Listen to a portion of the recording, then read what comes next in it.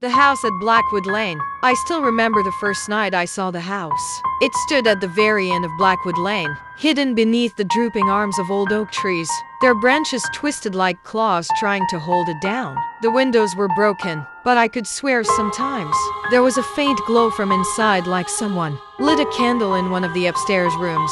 The villagers always warned against going near it. They said no one had lived there for years.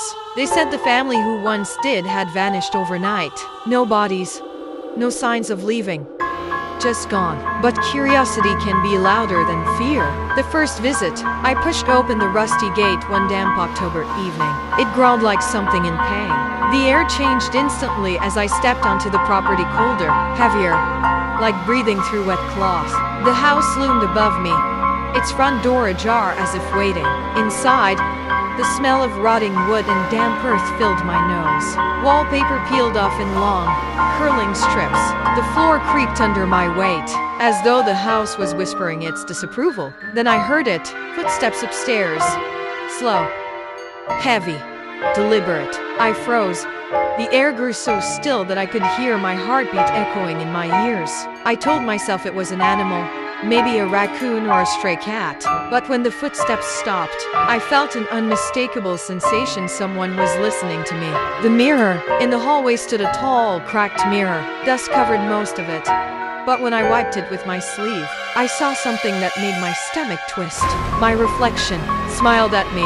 I wasn't smiling. My face in the glass curled its lips into a wide, unnatural grin, showing too many teeth. Its eyes were darker than mine, sunken, as though something hollow was staring back. Then the reflection lifted its hand slowly and tapped on the inside of the glass. Tap, tap, tap. I staggered back, nearly tripping, but the mirror showed me standing perfectly still smiling. The upstairs, foolishly. I went upstairs. The boards groaned under my steps, and every creak was followed by another, creak-like footsteps mimicking me a few steps behind. At the end of the hall, one door was slightly open. I pushed it wider and found a child's bedroom.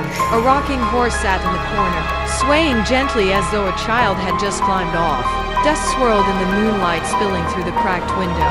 On the wall, in faded red paint, or perhaps something darker, were smeared words. "We never left." The whisper, that was when I felt breath on my ear. Warm, human, and a voice, low and rasping, whispered, "Neither will you." I spun around. The hallway was empty, but the door to the stairs had slammed shut. Something moved in the shadows behind me. Small at first, like the shuffle of children's feet, then louder. More.